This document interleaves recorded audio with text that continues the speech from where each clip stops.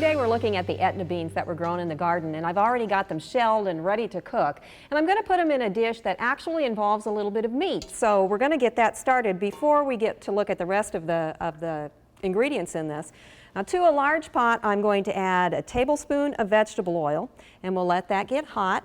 And then I've got a pound of chuck roast, basically, that I cubed. And we'll add that to it and let that begin to simmer.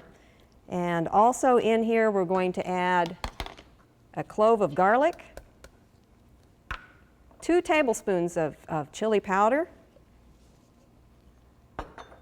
1/4 to 1/2 teaspoon of pepper, and about 1/2 teaspoon of salt. Now we stir all of these together and let them begin to brown. And as that happens, let's go and look at what's happening with these different beans that we've got. These will blend together, we'll let them get brown, and then we'll go ahead and add a few more ingredients to this as well.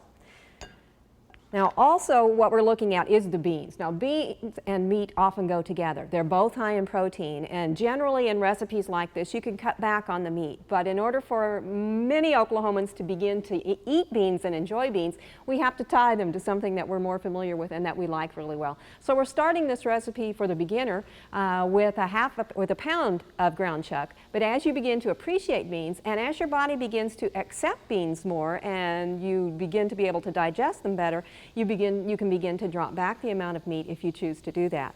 Now let's look at the beans as that were harvested out of the garden. One of the things that we want to do with these is many of you will not have this particular type of bean, and that's okay because many beans can be substituted for each other. So if you have pinto beans, kidney beans, red beans, you can use those in the similar types of recipes as well. Whichever type of bean you're using, whether they're those you grew yourself or those you grew commercially, you need to sort through them before you begin to cook. And you can see some of the beans that I've pulled out as I've sorted. We found a stick. If it's commercial beans, you'll sometimes find a stone. Obviously, stones are not going to be good for eating, but the beans that you see here are not going to be good for cooking. The shriveled up bean is not going to rehydrate well, and so it's not going to work in most recipes very well. Now, how you store dried beans, you want them in a cool, dry, dark place, as airtight as you can get them, and they will last for a very long time. In case some folks will say that it's almost an indefinite time period. However, the longer they are kept, the more poorly they're going to rehydrate. And if you don't believe me, go in your pantry, see if you've got some beans that may be 1, 2, 5 years old back there, and go get some fresh ones. Cook them up the same way, separately, and then have the family sit around and try them. And almost always they're going to find that the ones that were older took longer to cook. They don't look as good. They don't ever soften up and tender up quite as well. So that you want to rotate beans through your pantry in order to keep them in good condition. Now once you've sorted through, then you have the next step, which basically is to soak them because you have to rehydrate. If you use a crock pot, you can kind of skip the rehydrating process because you can put the beans in there for 12 hours and cook them on low, and during that cooking process you'll get the rehydration taking place. Most of us, however, are going to use one of 2 alternative methods, either the slow method or the overnight method or the quick method. Now the quick method means you put the dried beans into a container, a fairly large one, cover them with water, bring them to a boil for 2 minutes, turn them off and let them set at least 1 hour. Now you can let them set longer than that, up to 4 hours before you begin to cook, but that kind of takes away from the idea of it being quick. Now the advantage is that it's fairly fast. The disadvantage has to do with the longer method. The longer method, you just take cold water, dried beans, put them in a big pot, cover them with the water, and let them sit there for at least 8 hours and probably 12, which means you can do it right before you go to bed or right before you go to work, and they're ready to work with later on when you either get home or when you get up. The advantage to that longer method is that those beans will give you a better texture, they give you a better flavor, they're less apt to fall apart, and perhaps even greater for a lot of us is they're less apt to produce gas.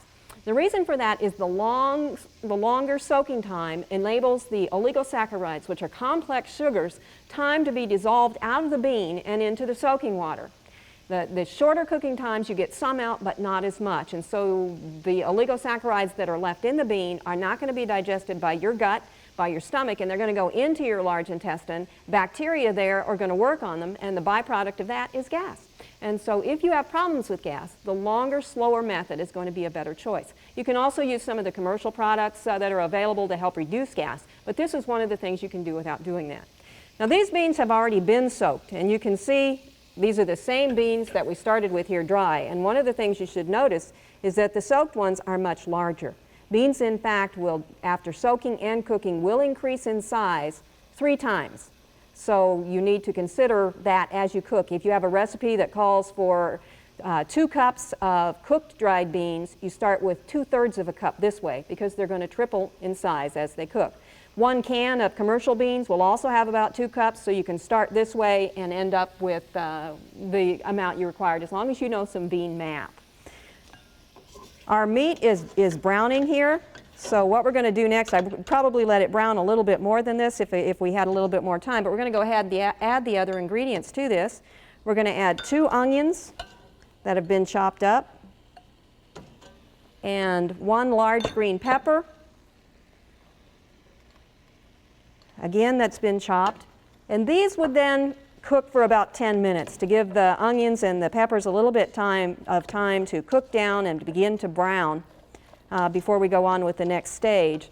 And to that then we'd add about a cup of water. You then put a lid on that, let that simmer 45 minutes. Now, the advantage to doing the beans yourself, the beans can come in many forms. As I said, you can get them commercially canned, you can can them yourself, and those beans are ready to go as far as recipes like this are concerned. However, if you're going to be cooking beans yourself, I recommend that you cook more than what the recipe calls for because they refrigerate up to 5 days and you can use them in other recipes during the week to sprinkle them on salads and that kind of thing. Or you can freeze them. They freeze extremely well, particularly before they've been seasoned. Some seasonings like garlic doesn't necessarily freeze well, pepper doesn't necessarily freeze well, black pepper, but many of these ingredients will freeze okay. So freezing the beans plain allows you a lot of flexibility later on so you can use them as you choose. Now, the advantage to using a lot of beans is a very high one from a nutrition standpoint. We know that they're very high in dietary fiber. Dietary fiber can help reduce your risk of heart disease, reduce your risk of some cancers, and also reduce your risk of diverticulitis. And many Americans don't get enough of either one of those. So that it's important for us to look at ways to increase the dietary fiber. This again goes back to the idea of these become a functional food because they do more than just provide the vitamins and minerals that beans are already high in. They provide those other things that help reduce degenerative diseases that many of us face as we age. Well, let's look at what we can do with these beans. Now, this is an example of what this mixture that I've worked on will cook down to. So we'll go from there. And this simply, remember, we've had it in the pot for about 45 minutes. To that, we're going to add some cooked beans. And these are the Etna beans, but again, if you don't have that kind in your garden this year, you could use kidney beans, red beans, pinto beans, whatever you've got. And then about 2 cups worth of corn. Now, this can either be frozen, fresh, or you can use a can of corn that you've prepared earlier in the year. This gets stirred together. Let it simmer for about 10-15 minutes so that flavors have time to blend. And this is again, saying this is way more than my family of 2 is going to consume, but this again can be frozen for use later on. So this becomes batch cooking and time saving later on as well.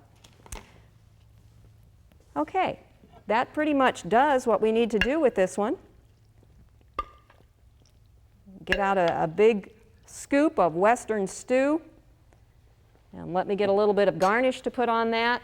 And you have something that as we approach the winter months and cold times becomes something that's going to be really healthful as well as flavorful. Remember that increasing the amount of beans needs to be done gradually, but they do add tons of benefits once you begin to incorporate more and more of them in your diet. For Oklahoma Gardening, this is Barbara Brown. We hope you've enjoyed this classic from the Oklahoma Gardening Vault. Remember, even though these tips and techniques are timeless, there's always something new to learn in the world of gardening. By subscribing to both Oklahoma Gardening and OK Gardening Classics, you'll have access to a wealth of gardening knowledge, both classic and contemporary.